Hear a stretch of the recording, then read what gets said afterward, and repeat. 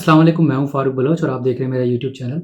आज से तकरीबन 2 माह पहले एक जॉब वैकेंसी आई, उसके ऊपर मैं कुछ रिसर्च कर रहा था। बड़ी दिलचस्प बात मेरे सामने आई, वो ये कि सन 2021 में गोल्डन ट्री एक एसेट मैनेजमेंट कंपनी है, उसने दिवालिया कंपनियों में यानी जो कंपनियां बैंकरप्ट हो गई होती हैं, उसमें इन्वेस्टमेंट करके 1 साल के अंदर अपने इन्वेस्टर्स को 40% रिटर्न दिया। यानी हर एक $100 के ऊपर $40 का मुनाफ़ा दिया, जो कि बड़ा इम्प्रेसिव है। और गोल्डन ट्री का जो फ्लैगशिप इक्विटी फंड था उसके मुकाबले में दुगना था।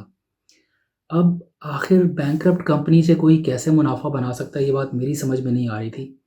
तो मैंने इस पे मज़ीद रिसर्च की, तो पता ये चला कि ये पूरी एक मार्केट है जिसके अंदर लोग बड़ा-बड़ा रिस्क लेते हैं और बड़ा-बड़ा मुनाफ़ा भी कमाते हैं। ये मैं आपको मिसाल से समझाता हूँ कि ये कैसे होता है। जब एक कंपनी को पैसों की ज़रूरत होती है तो एक ऑप्शन उसके पास क्या होता है, वो मार्केट में जाती है, अपनी ओनरशिप को शेयर्स में डिवाइड करके और मार्केट में शेयर्स बेच देती है, उसके बदले में पैसे ले लेती है। शेयर्स खरीदने वाले उसके पार्टनर्स बन जाते हैं, हिस्सेदार बन जाते हैं। अब वो अगर लॉन्ग टर्म रखते हैं तो डिविडेंड से मुनाफ़ा कमाते हैं, और अगर लॉन्ग टर्म नहीं रखना चाहते तो जिस प्राइस पे उन्होंने बेसिकली ख़रीदा था, जब उसका प्राइस ऊपर जाता है तो उसको बेच के मुनाफ़ा कमा लेते हैं। तो सेकेंडरी मार्केट में इन शेयर्स की ट्रेडिंग होती है, एक बंदा दूसरे को, दूसरा तीसरे को बेचता है।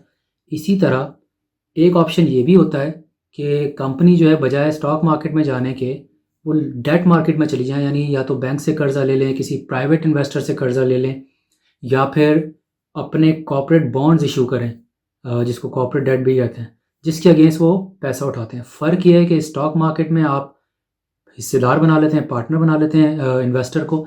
यहाँ पर आप इन्वेस्टर को हिस्सेदार नहीं बनाते, बल्कि आप उससे कर्ज़ लेते हैं और उसके ऊपर आप एक फ़िक्स्ड मुनाफ़ा, यानी जिसको इंटरेस्ट रेट या कॉर्पोरेट बॉन्ड में कूपन रेट कहते हैं, वो आप उसको देते हैं। और मिसाल के तौर पे 5% पे आप लोन उठा लें, तो आपने फॉर एग्ज़ाम्पल ₹100 का अगर लोन लिया है, तो उसके ऊपर आप ₹5 सालाना उनको देंगे, और वो जो लोन है वो 2 साल में मैच्योर हो, 3 में, 5 साल में, वो पूरा होने पे यानी मैच्योरिटी होने पे आप जो असली 100 था, असल था, वो ₹100 आप उनको वापस करेंगे। तो आपका काम हो गया, आपको पैसे मिल गए।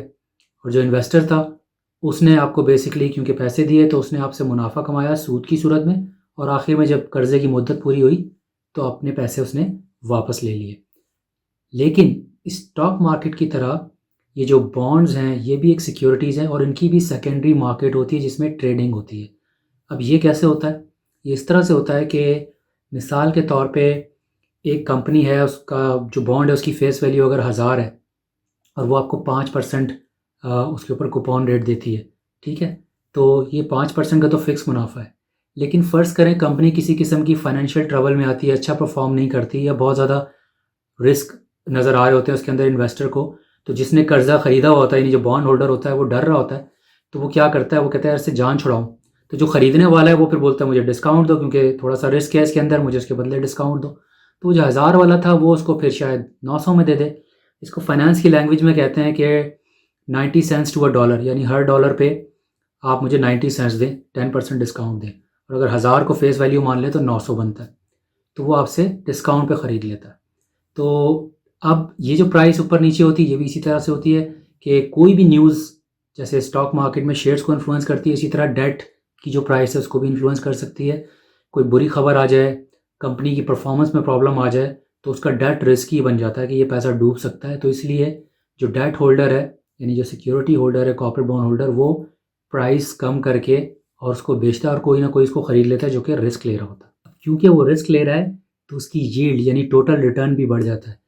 यानी कि जो पहले जो उस पे रिटर्न था वो 5% था, क्योंकि जो आपने असल दिया है 1000, वो तो आपको वापस मिल जाएगा मुद्दत पूरी होने पे, लेकिन इन द मीन टाइम आप एक 5% सालाना मुनाफा कमा रहे हैं, जो कि यील्ड है या रिटर्न है।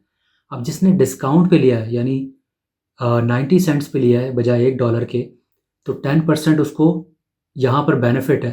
तो यानी जब मेच्योरिटी आएगी तो 10% का यहाँ फ़ायदा हो जाएगा, क्योंकि लिया 900 का है लेकिन वापस 1000 मिलेंगे, और 5% जो सालाना ले रहा था, तो उसका टोटल जो रिटर्न है या यील्ड है वो 15% हो गया। तो जो पहला था सबसे बंदा जिसने कंपनी को कर्ज़ा दिया था कॉर्पोरेट बॉन्ड ख़रीद के, उसने तो 5% का मुनाफा रखा था, लेकिन जो सेकंड बंदा जिसने 10% डिस्काउंट पे ख़रीदा है, वो 15% का मुनाफा ले रहा है। तो अगर किसी कंपनी की यील्ड बढ़ जाए, या कह लें कि डिस्काउंट बहुत ज़्यादा मिल रहा है उसके बॉन्ड पे, for example 90 cents to a dollar के बजाय 50 सेंट्स टू अ डॉलर मिल रहा हो, कि जो 1000 रुपये वाला लोन है वो आपको 500 में मिल रहा है, तो इसका मतलब ये एक साइन है कि वो कंपनी बहुत ज़्यादा बड़े ख़तरे में है, फाइनेंशियल डिस्ट्रेस में है।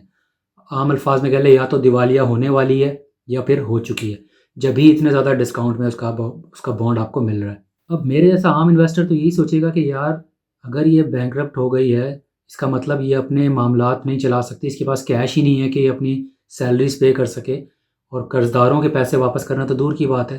तो इसका कर्ज़ ख़रीदने का मतलब है पैसे तो पक्के पक्के डूबे, मैं वो कर्ज़ा ख़रीदूँ ही क्यों जो वापस ही नहीं मिलना।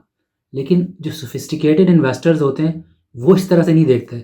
उनको यहाँ पर अपॉर्चुनिटी नज़र आ रही होती है, उनको ये नज़र आ रहा होता है कि यार मुख्तलिफ़ सिनेरियोज़ क्या हो सकते हैं। मसलन ये भी हो सकता है कि कंपनी की रीस्ट्रक्चरिंग हो जाए, यानी वो अपने कर्ज़ों की मुद्दत बढ़वा ले अदायगी की, या फ्रेश लोन ले ले, रीफाइनेंसिंग करवा ले सस्ते दामों पे, या फिर कोई उसको ख़रीद ले, या फिर थोड़े अरसे बाद जब उन्होंने रीस्ट्रक्चरिंग कराई है उसके बाद वो उसको वापस प्रॉफिट में लाएँ।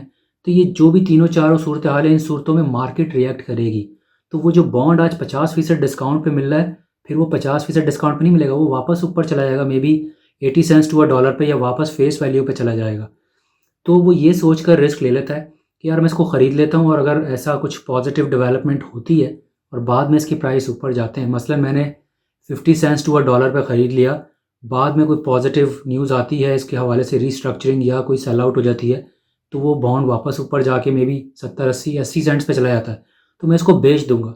यानी अब हर डॉलर पे मैंने 30 सेंट्स का मैंने प्रॉफिट कमा लिया। एक तो नज़रिया देखने का ये है, बट स्टिल ज़रूरी नहीं है कि ऐसा हो, बुरी न्यूज़ भी तो आ सकती है। ये भी हो सकता है कंपनी वाकई दिवालिया हो जाए, यानी बैंक्रप्सी फाइल कर दे, लिक्विडेट हो जाए, उसके असासे जो है वो फिर बेच दिए जाएँ। उस सूरत में बैड न्यूज़ है तो मार्केट उस पर भी रिएक्ट करेगी। ये भी मुमकिन है कि आप 50 सेंट्स पे ख़रीदें और कोई बुरी खबर आए और वो 25 सेंट्स पे, यहाँ तक कि 10 सेंट्स पे चली जाए, फिर आपके पैसे अगर उस पे आप बेचते हैं पैनिक होके, तो हर 50 सेंट जो आपने इन्वेस्ट किए थे, अब आप उसको 10 पे बेचेंगे तो 40 सेंट्स का आप नुकसान उठाएंगे, तो भारी नुकसान है। यही एक बहुत बड़ा रिस्क है, लेकिन वो ये लेने को तैयार होता है।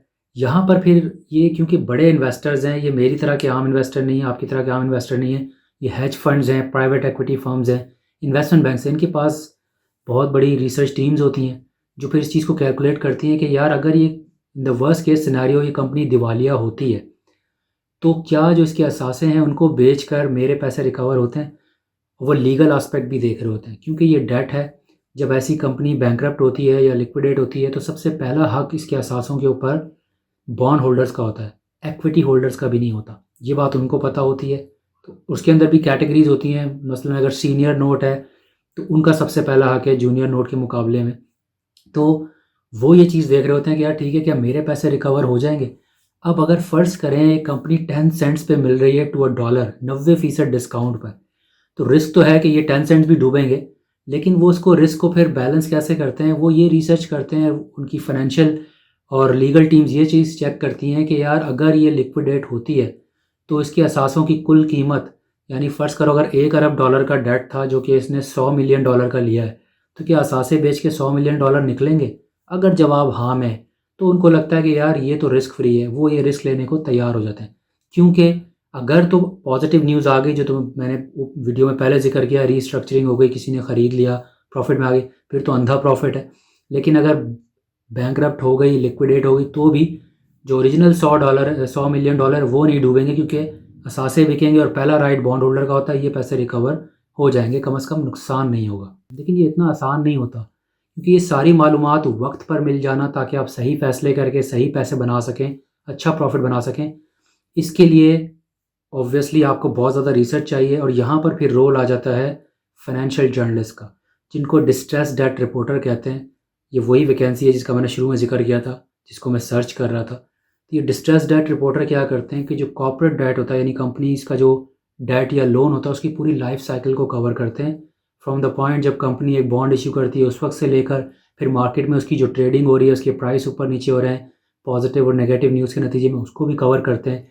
और ऑब्वियसली रिपोर्टिंग होती है, कंपनी को स्टडी करते हैं, उसके रिस्क क्या है, क्या इतना प्रॉफिट बना रही है, इतने कैश हैं उसके पास, कैश रिजर्व्स, या उसके जो नेट फ्लोज़ हैं, नेट कैश फ्लोज वो इतने हैं कि जो इंटरेस्ट पेमेंट है या डेट पेमेंट है उसको कवर कर सकते हैं। वो ये सारी चीज़ें रिपोर्टिंग करके ये रिसर्च प्रोवाइड कर रहे होते हैं इन्वेस्टर को।